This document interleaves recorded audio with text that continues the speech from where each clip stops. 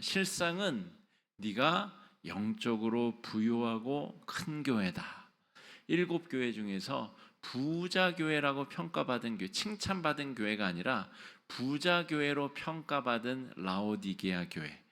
라오디게아 교회는 실상 너는 지지리도 못 사는 가난뱅이 교회다, 이런 평가를 받죠.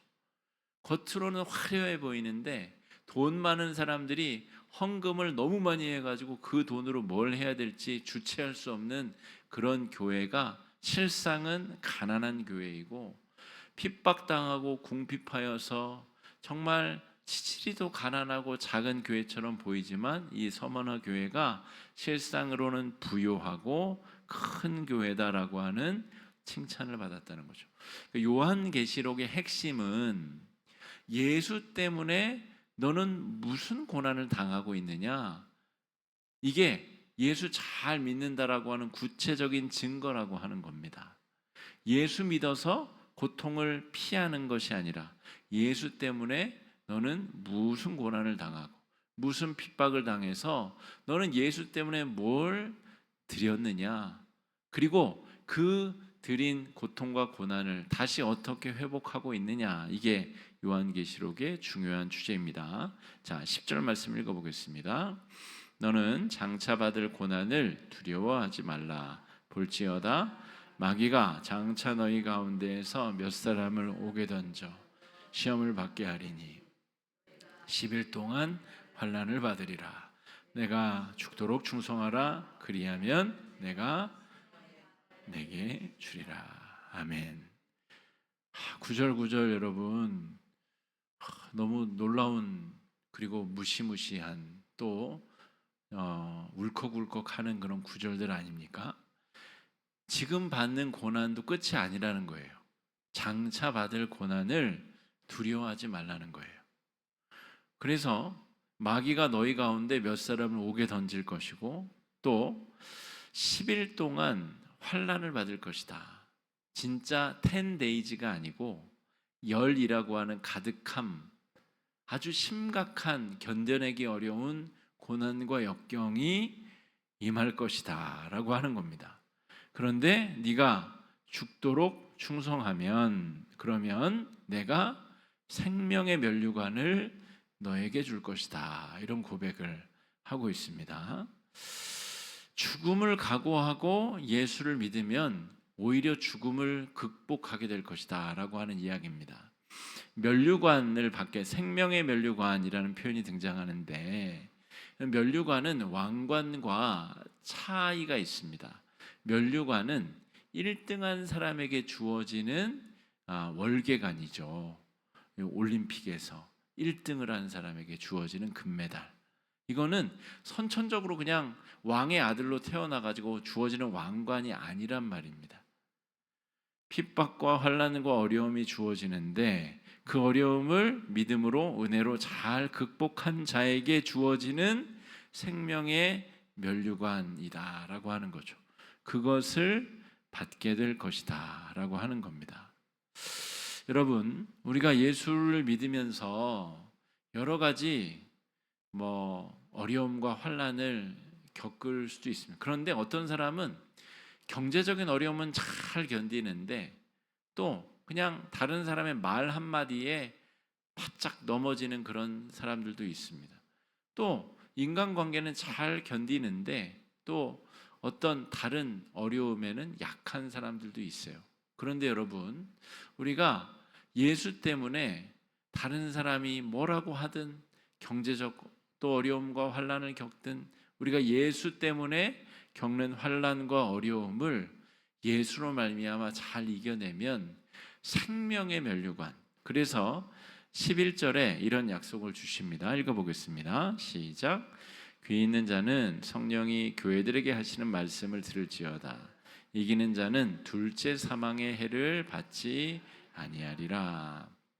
이기는 자, 아까 면류관, 이긴 사람에게 주어지는 상급이다 말씀을 드렸죠.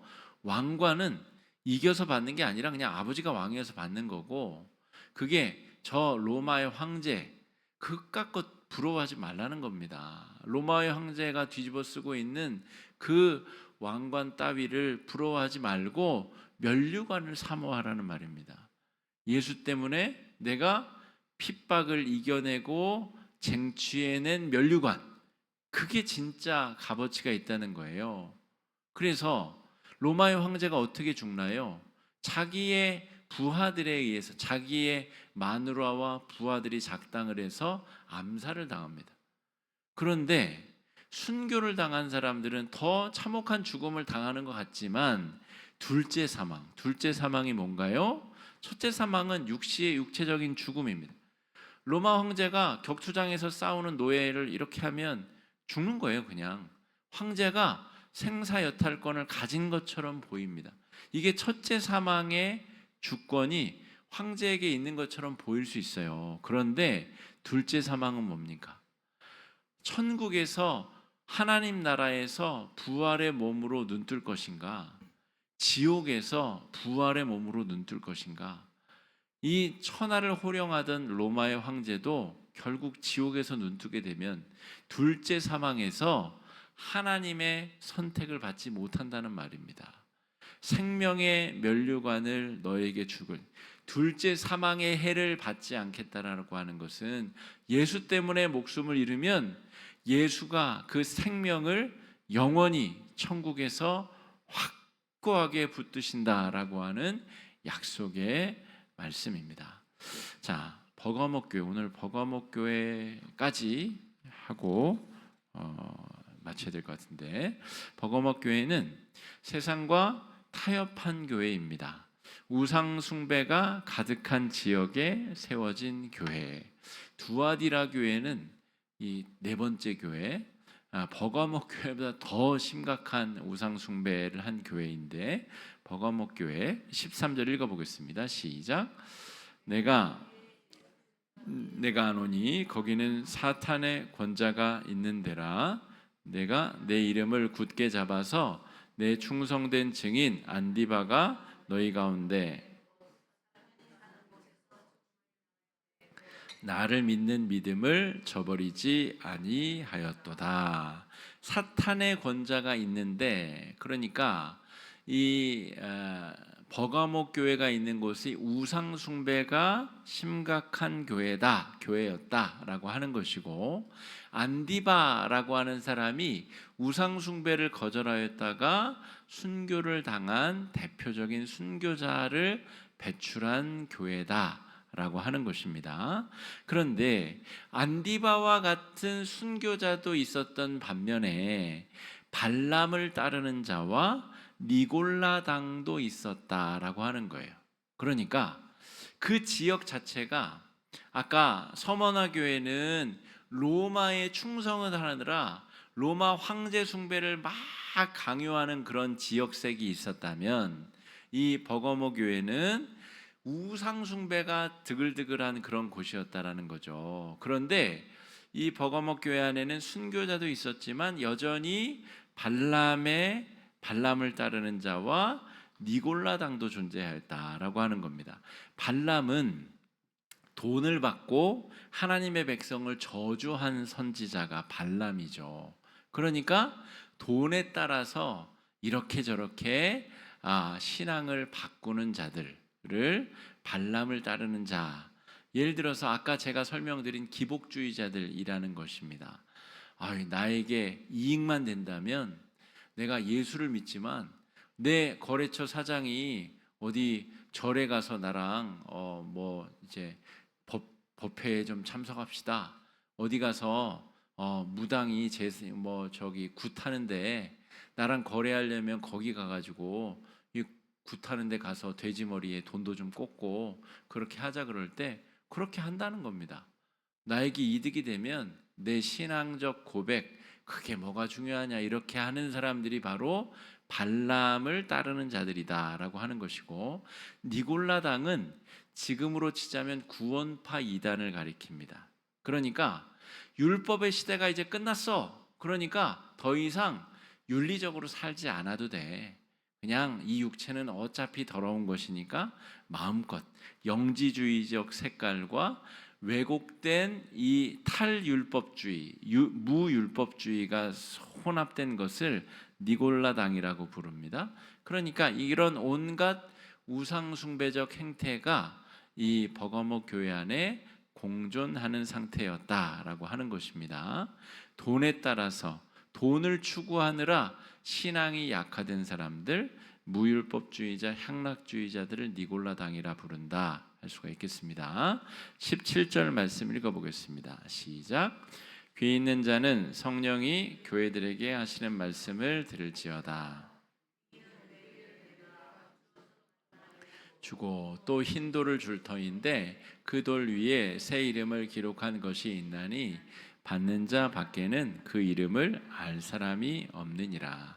버가모 교회에 왜 하필 감추어뒀던 만나와 흰 돌을 주시는가? 지나가다 보면 흰돌 교회 이런 데 있죠. 흰돌, 그 흰돌입니다. 왜 흰돌인가? 백보좌라고 하는 표현도 등장하지만 여기서 등장하는 흰돌은 이런 의미가 있습니다. 옛날에 잔치에 초대할 때 왕이 자신의 아들 혼인잔치에 초대할 때 흰 돌에 이름을 써서 초대장을 보냈다는 거예요. 그래서 흰 돌이 등장하는 겁니다. 흰 돌, 흰 돌을 너에게 주겠다. 그 돌에 새 이름이 새겨져 있을 것이다. 그러니까 아까 에베소 교회에 너 교회의 자격을 박탈해 버린다 라고 하는 똑같은 의미로 그렇게 우상 숭배했다가는 너는 언약의 자리에 천국에 초대받지 못할 거야 라고 하는 이야기입니다. 주님이 천국으로 초대하고 부르실 때에 그 언약의 돌을, 흰 돌을 받지 못하는 사람이 될 수도 있다라고 하는 겁니다. 감추어뒀던 만나는 무엇이냐면 광야에서 하나님이 만나를 보내주셔서 먹이시잖아요.